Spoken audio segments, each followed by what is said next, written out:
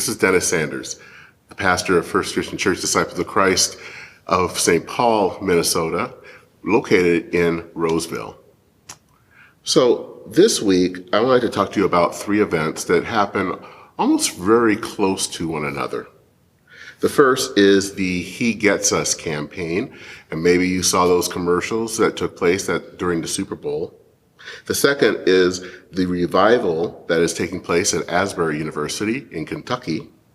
And then finally, the mass shooting that took place at Michigan State University. So as some of you know, the He Gets Us campaign has actually been around for a while. They've been around for maybe about a year, and they've been airing these commercials, but they came to really big prominence very recently because they had 2 of their ads run during the Super Bowl.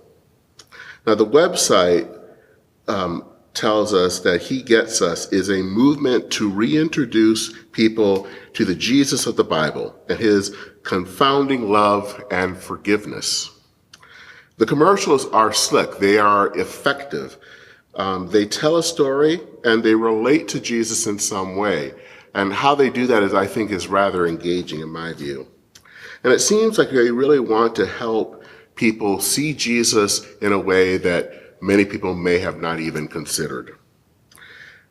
The website continues by saying that we are also about sharing Jesus' openness to people that others might have excluded.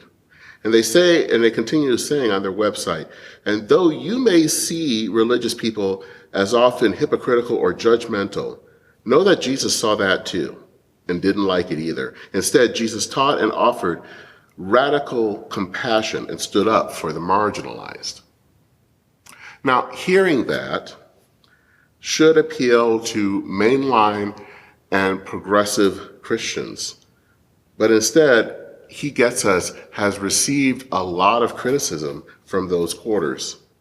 There is concern that one of the funders comes from the family that owns Hobby Lobby, the nationwide craft chain, and also because some of the funders may not have pro-LGBTQ views.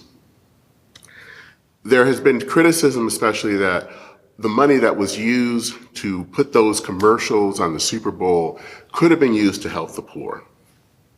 Okay, makes some sense, but every other advertiser that was spending millions to put a 60-second ad on the Super Bowl is guilty of the same thing.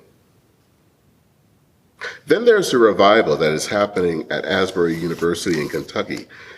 This all started about a week ago when during their chapel service, they had their usual Wednesday chapel service and it didn't end. It continued. People ended up staying and singing and praying. And as I said, that has continued for nearly a week. And that also has brought up criticism because some are wary of the emotionalism that is involved. Others think that unless there is some actual social change happening, where those who are gathered start caring for the poor or speaking up for LGBTQ concerns, well, then it's pointless. Now, with both events, there is a lot of space for some healthy criticism or healthy skepticism. We should wonder where the money comes from with He Gets Us.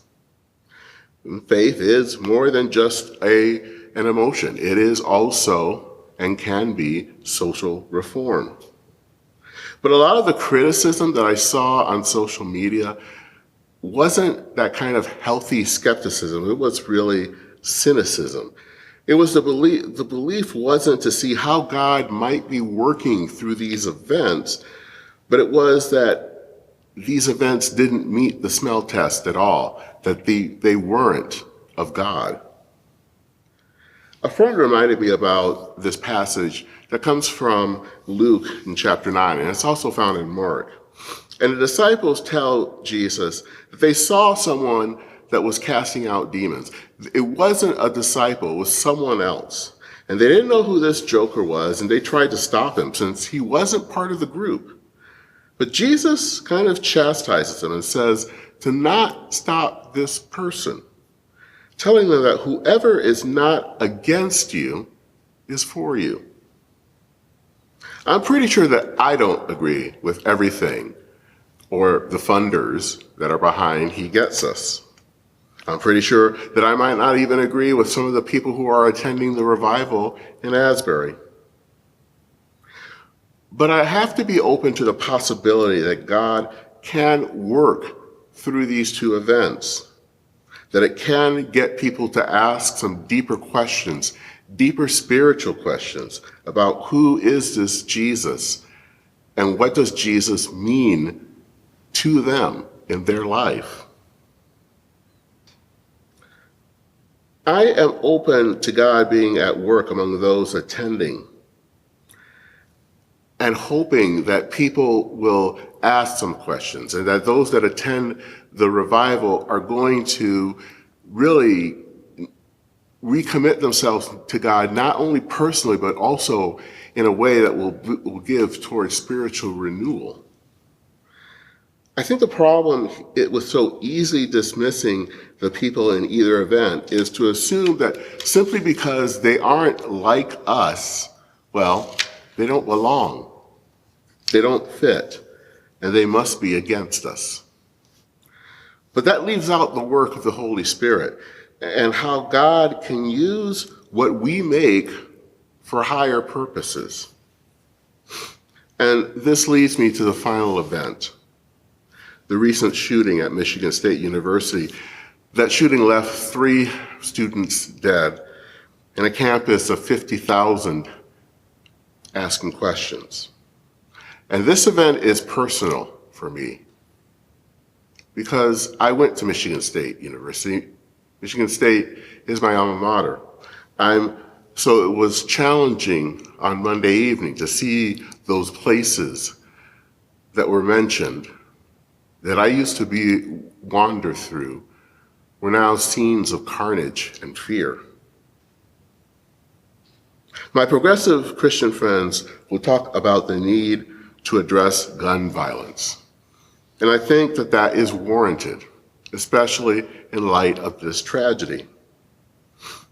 But those that are affected aren't only asking about what kind of policy is needed. They're asking some deeper questions. They're asking about the meaning of life and why in the world such a tragedy even happened. Talking about red flag laws or background checks, and those are important, aren't going to cut it for some people.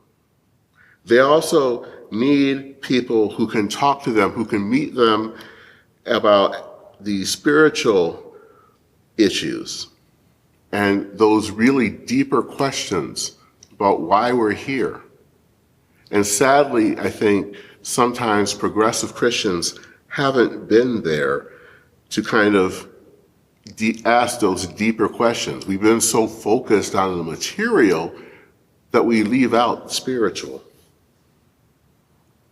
Christians in the United States tend to think that they have to either focus on social justice or evangelism / proclamation, as if you have to choose one or the other. That's a false choice. We need both. We need to address the physical needs of people, but we also need to address the spiritual needs.